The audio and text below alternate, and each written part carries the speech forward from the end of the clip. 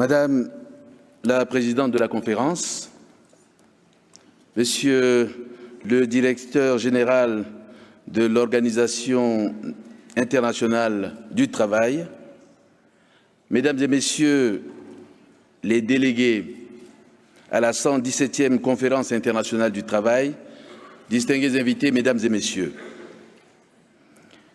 c'est un honneur pour moi de prendre la parole devant cette Assemblée de dignes représentants du monde du travail.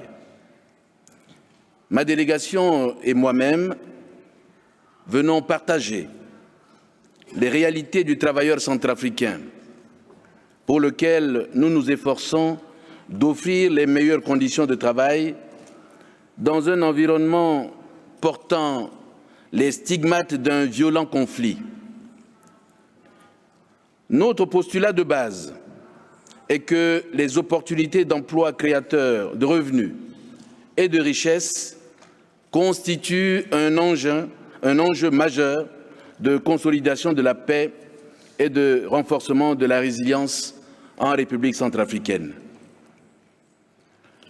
Le conflit qui endeuille la République centrafricaine depuis 2013 a considérablement réduit la capacité de l'État à atteindre la population dans tous les coins et recoins du pays pour lui offrir les services de base nécessaires à son bien-être.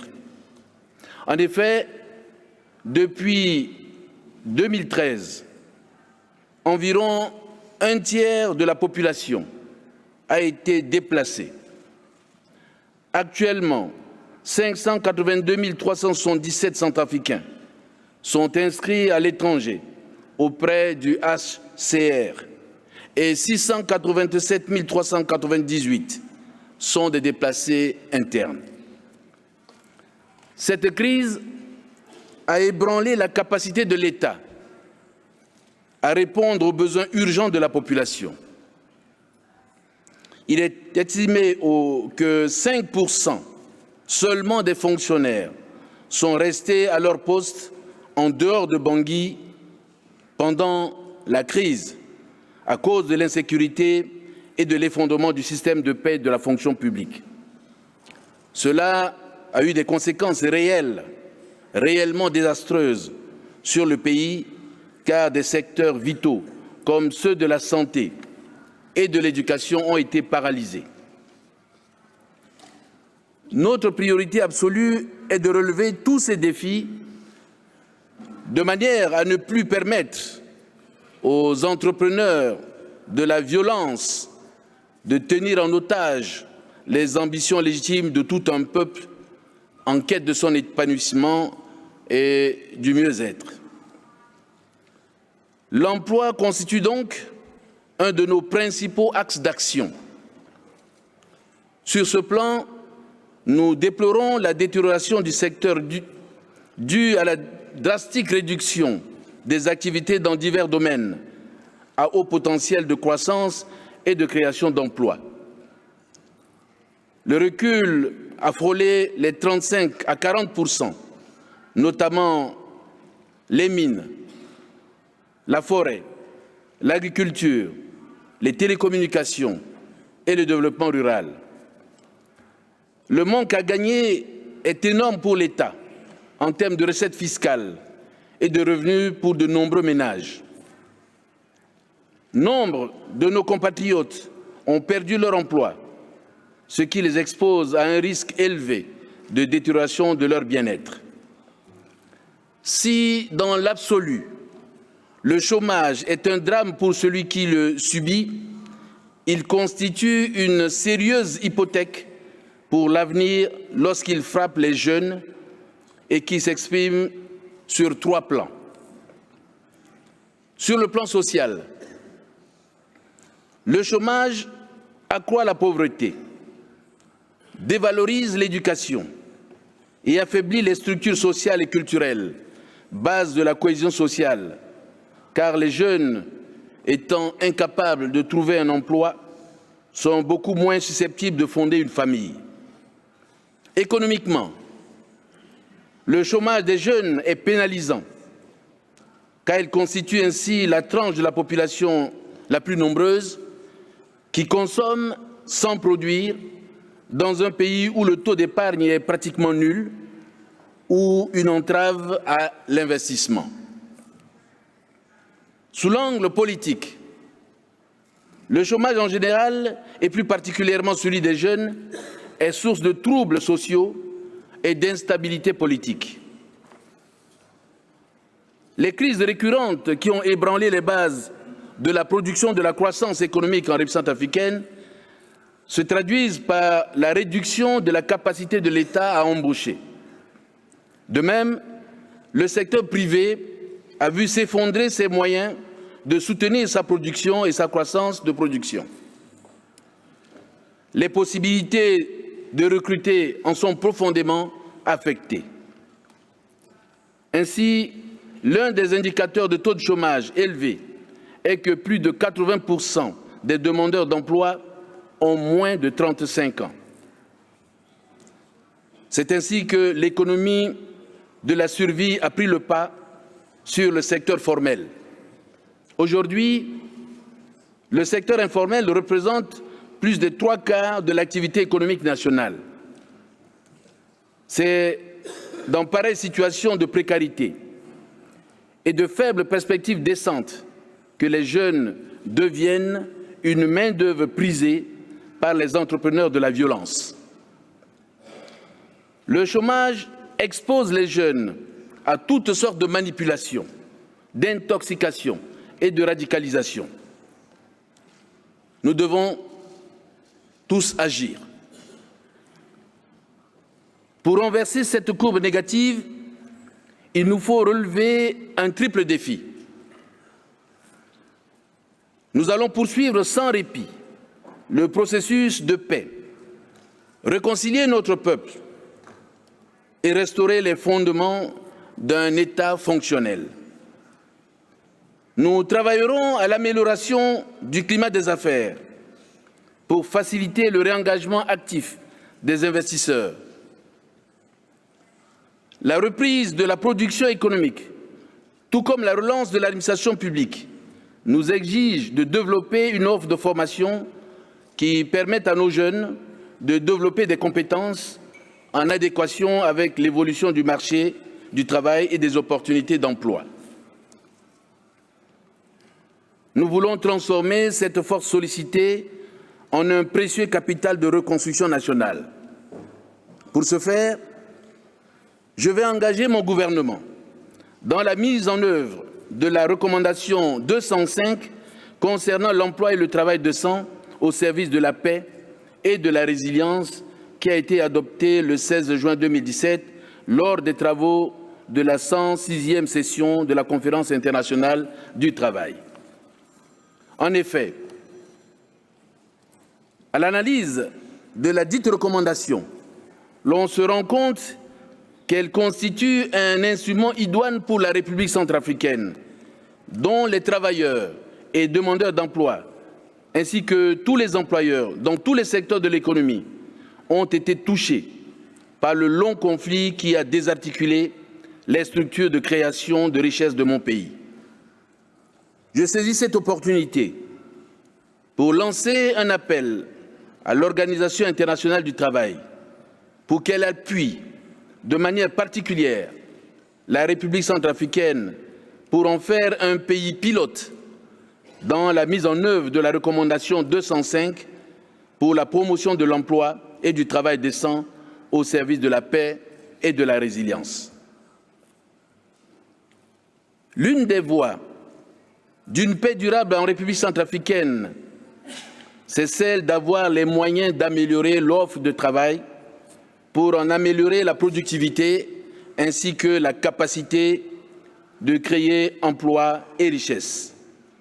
De plus, nous devons faire en sorte que le travail soit convenablement rémunéré pour permettre de subvenir aux besoins de base et créer la base d'une répartition équitable des richesses à travers un mécanisme de juste rémunération.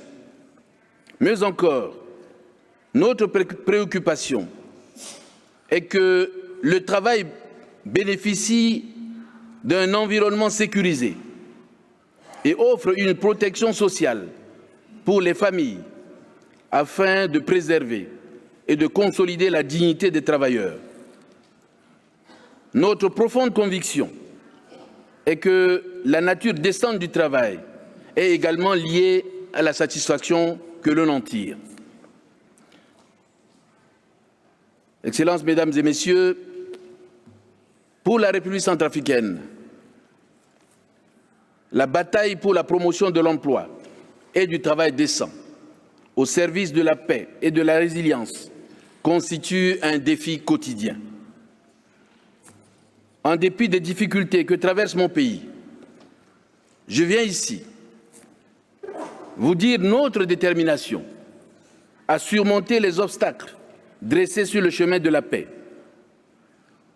Je viens aussi partager notre vision pour l'amélioration des conditions du travailleur centrafricain, qui ne cesse de démontrer sa capacité de résilience à nul autre pareil. Il a affronté les affres d'une guerre abjecte.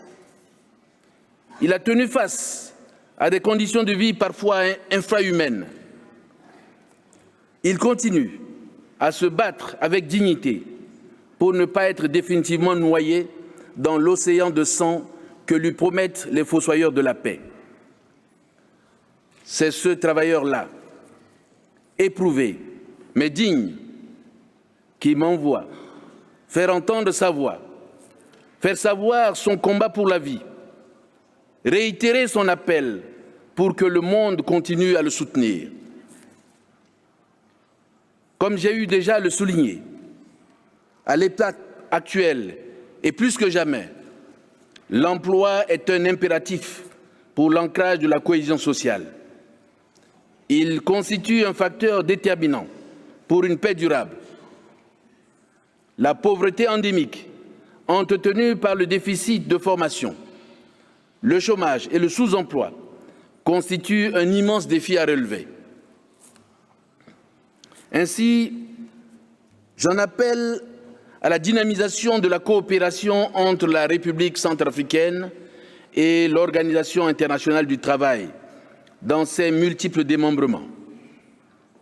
Je souhaite suggérer que dans les meilleurs délais, une mission technique de haut niveau puisse se rendre à Bangui pour qu'ensemble, nous analysions la réponse à apporter à la problématique de l'emploi et du travail décent, en mettant un accent sur les pistes ci-après. Premièrement,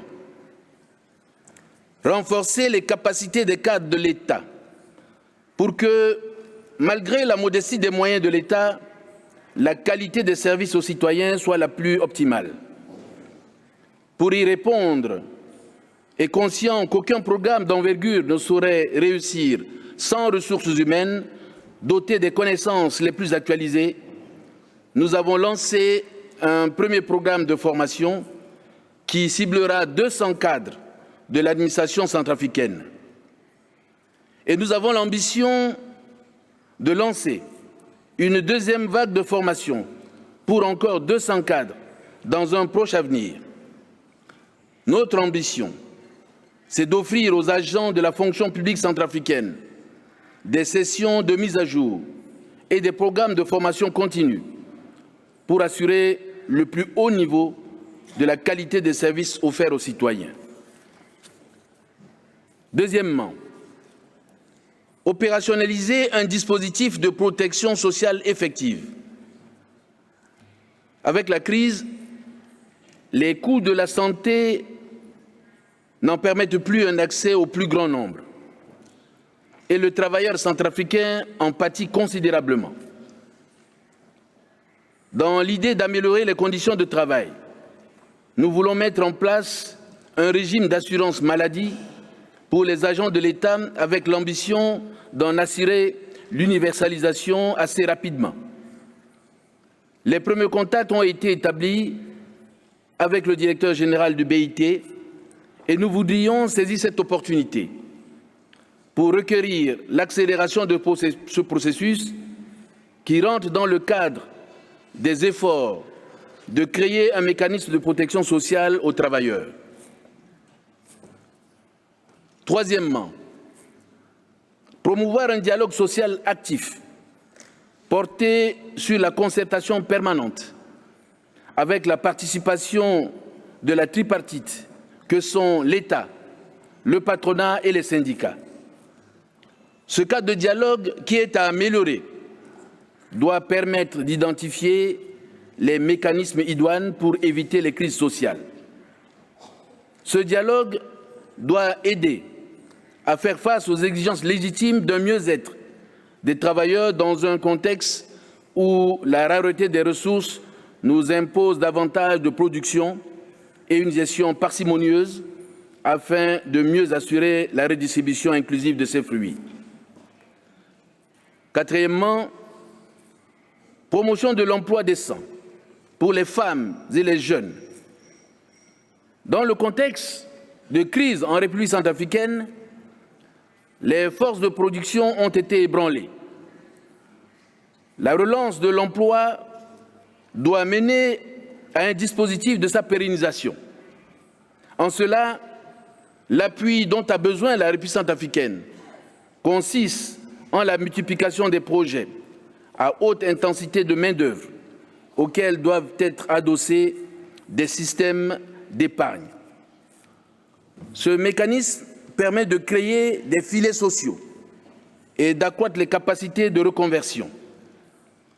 De plus, les filières de formation professionnelle en mode dual, formation-travail en entreprise, sont à privilégier dans le cas de la République centrafricaine, dans le sens de fournir le marché en main-d'œuvre rapidement opérationnel. Cinquièmement, mettre en œuvre un partenariat innovant pour la promotion de l'emploi en faveur des personnes déplacées et réfugiées.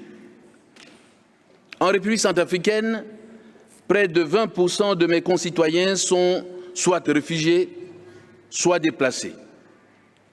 Alors que les ressources sont de plus en plus rares pour répondre aux besoins de cette population en grande souffrance, j'invite tous les amis de la République centrafricaine à innover nos approches de solutions et à imaginer une formule de rapatriement et de réintégration à travers des filières de production assurant emploi et revenus. Mon gouvernement se réjouirait d'en approfondir le concept dans le cadre d'un partenariat avec l'OIT et le HCR. Au regard de l'immensité des défis et de la situation encore fragile dans le pays, la solidarité de la communauté internationale, que je salue à chaque instant, la qualité doit toujours se renforcer.